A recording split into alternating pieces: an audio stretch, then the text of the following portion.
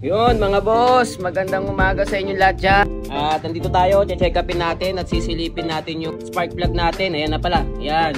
Yung spark plug natin, nag-test drive tayo kahapon mga boss. Bali, nag-overheat nga tayo at hindi ko alam kung ano nangyari sa ating engine. So meron tayong kagamitan dito, bagong gamit para hindi tayo endoscope. May camera, may tag dito, meron din ilaw yan mga boss yan, no?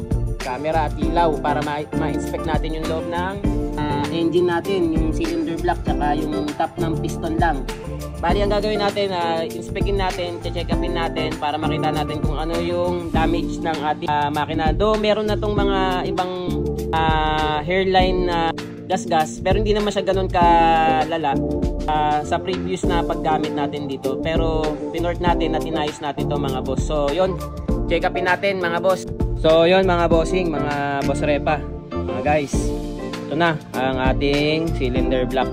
Ayan o, ayan o, ito yun o, sa may bandang boost port mga boss o, meron tayong seizure, makikita nyo seizure mark.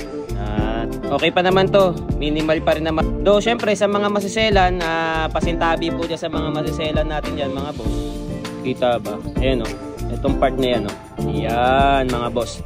Bali, nagte-testing kasi tayo kahapon at maganda naman manakbo mga boss, hindi ko pa nga naisasagad. At nangyari, pabalik na ako. Ayan o. Yan yung consequence ng napasarap tayo. Pero ganun talaga, sa pagtotono, wala talagang perfecto. Kaya sinasabi ko sa inyo, napakahirap magtono mga boss. Ngayon ko na nga lang to nahawakan at ngayon ko na lang to paunti-unting na-tune mga bossing. Kaya ang nangyari kahapon ay nagtono ko bagya, pero hindi pa talaga ano yun, 100%. Ito yung pinort ko at ayan din yung exhaust natin. Wala namang ano dyan, walang magic dyan, walang turbulence dyan mga boss. Walang turbulence sa loob ng makina natin mga boss. Basic lang yan, basic lang na porting, tamang measurement, tamang numero, tamang port timing, depende sa gusto mo. Kaya sa mga nagpapagawa dyan, intindihin po muna natin kung ano talagang gusto nyo. Kasi pagka ginawa ng mekaniko at hindi nyo nagustuhan, huwag nyo naman sanang sisihin 100% sa mekaniko nyo mga boss. At intindihan at respeto lang yan. Sharing lang tayo sa mga gusto nating mangyari at sa mga ginagawa natin. Ayan, number 1 oh. Pero okay pa naman, nandiyan pa nga yung mga may mga fine hairline na rito na scratches. Dati na to mga boss, kung tutuusin. Ayan oh. Hindi ko na makita. Yan. Sa exhaust, wala naman akong problema mga boss. Doon lang talaga sa boost port, sa tapat ng exhaust na yan kanina. Sa oil naman, okay naman tayo sa langis mga boss. 1 liter 40 ml mga boss. Yan. Yan yung nangyari sa makina natin mga bossing. So yun lang, bali ang nangyari kasi ito naman ang nangyari kasi mga bossing, mga katorbs, mga boss repa. Maluwag pala tong natin, spark plug natin. Hindi ko na malaya kagaya niyan sa sobrang dami nating ginagawa mga boss. Honestly, nalilito rin tayo sa mga ginagawa natin. Ito, hindi ko na nasikipan. Kanina nung binabaklas ko nito ng yung pang tanggal natin ng spark plug. Nagtataka ako bakit maluwag. Wala tayong magagawa. So, honest mistake. Hindi naman natin sasadyain yung mga bagay-bagay para lang masira tayo or masiraan tayo. May mga ganun talagang pagkakataon. Kaya makikita nyo yan mga boss. Lumabas yung langis. Yan o, makikita nyo. At the same time, medyo lean pa ako. Base sa paningin ko, medyo lean pa ako sa tuning sa ating carburetor. So talagang napaka-critical at napaka-intricate ang pag nagtotono tayo ng carb. Kasi yan yung pinakabuhay ng ating makina mga boss. Kasi yung mga sinishare ko sa inyo, yung mga measurements, yung pagkuha ng mga iba't ibang sukat. Ano na yun? Yun yung parang pinaka basic steps natin para mabakabuo tayo ng maayos na makina.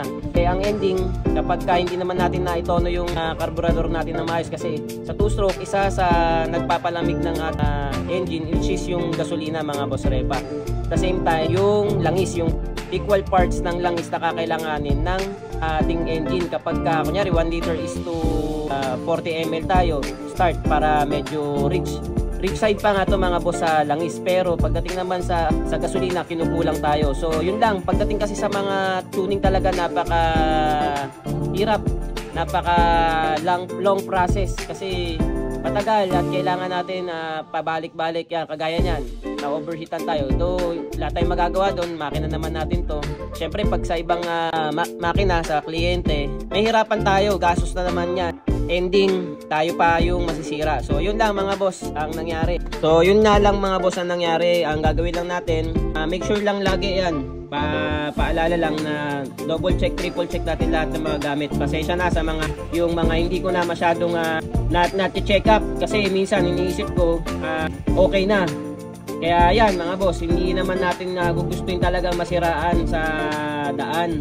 Maski sa sarili ko, yan, nagkakaroon tayo ng honest mistake. Kaya charge to experience na lang din mga boss Repa. Ito nga pala yung gamit kong spark plug. At yung gamit kong carb is yung 28mm dito sa 74cc. Naka 47 ata ako, 48mm na black. Tapos naka full volume ako na plastic na sigunyal. At the same time, yung carburetor settings natin is 41 pilot jet kasi naka air filter tayo. Tapos 142 na main jet. So ang gagawin natin, magtataas tayo or mag-up tayo ng main jet around 145 to 147. If ever naman meron tayong 147, yun ang lalagay natin para safe. Yung seizure na marks na yan, hindi na mawawala yan mga bossing. Wala na tayong magagawa dyan. Gamitan na lang natin ng mas magandang langis kung tatakbo pa. At the same time, antayin na lang natin ma-lose compression yung makina natin para ma-maximize natin yung pagkakabin natin. Tsaka na natin iparibor.